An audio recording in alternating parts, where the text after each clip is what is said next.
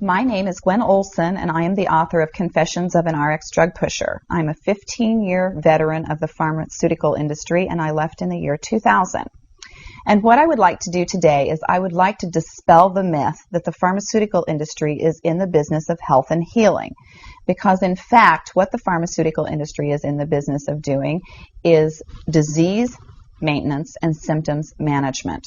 They are not in the business to cure cancer, to cure Alzheimer's, to cure heart disease, because if they were, they would be in the business of putting themselves out of business, and that in fact doesn't make sense.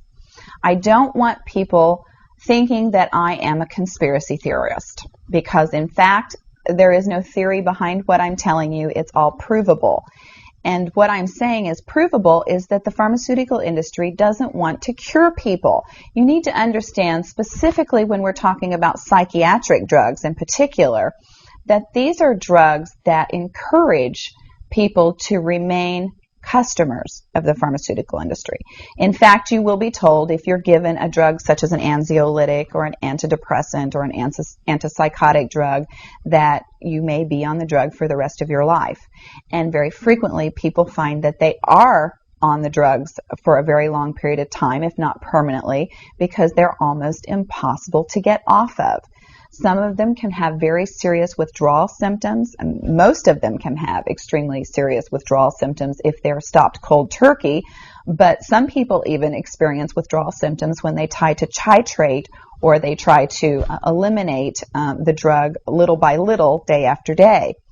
So it's really important to understand the motivation behind all of the current maintenance drugs that are on the market, even, for example, drugs such as cholesterol-lowering drugs. And what we are in fact finding now is that cholesterol drugs are lowering cholesterol excessively and causing other disease states as a consequence. So you need to be careful about trying to take drugs in order to remain healthy, because you're never going to have anyone come to you and tell you that the drugs are always tried against a placebo in clinical trials. What a placebo is a sugar pill. And in fact, many drugs are not found to be much more efficacious than the sugar pill.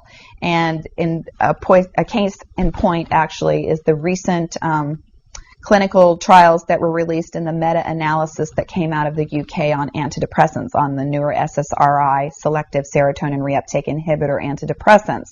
And what was found was the information that activists and other researchers have known for decades, was that antidepressants are no more effective than placebo, no more effective than sugar pills. But yet there are over 44 million people that have been taking these antidepressants, and a large number of them people that have mild to moderate depressive episodes. In fact, they prove that the antidepressants were not effective in anyone with the exception of some of the most severely depressed patients.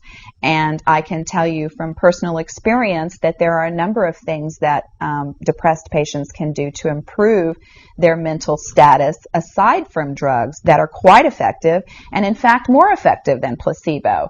Another recent study that was released showed that exercise was in fact more effective than either placebo or the antidepressant drug that they were compared to.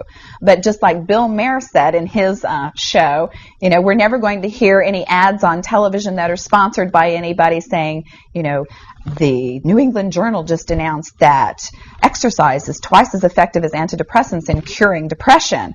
Ask your doctor if getting your butt off the couch is right for you.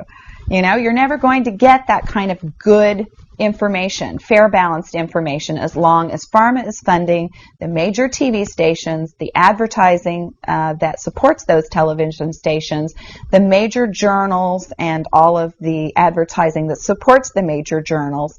You just have to be commonsensical people and understand that the pharmaceutical industry makes 5 to 6 times the amount of money as any of the other Fortune 500 companies in the United States of America. They are not going to easily or readily give up that income, and we are in fact considered a human commodity.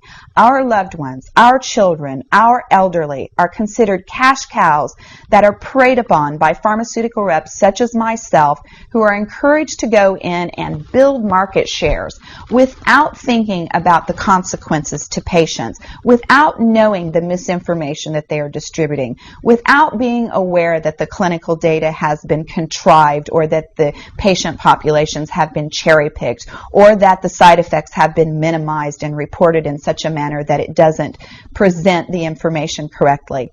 I spent 15 years in this industry. I was one of the best, but I'm here to tell you that the industry has run amok, that we are at a severe crossroads in this nation, and that we have got to take our power back, and we have got to start making the pharmaceutical industry accountable for their actions and for the defective products that they're putting on the market.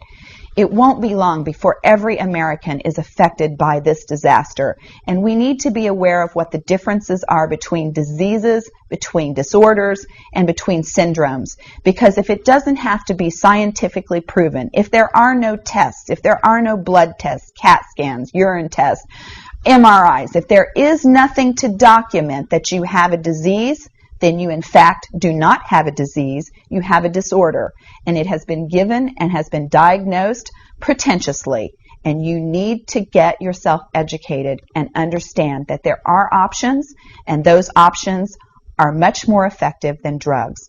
You need to look into the nutritional aspects of your diet and your lifestyle aspects. Are you exercising? Are you taking care of yourself in the ways that you need to be proactive about your health? Because once you start down the road of taking one prescription drug on top of the other, you will be a lifelong customer for the pharmaceutical industry, and your choices will be truncated.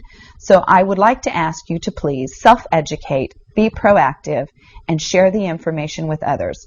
The next victim could be someone that you love. Thank you.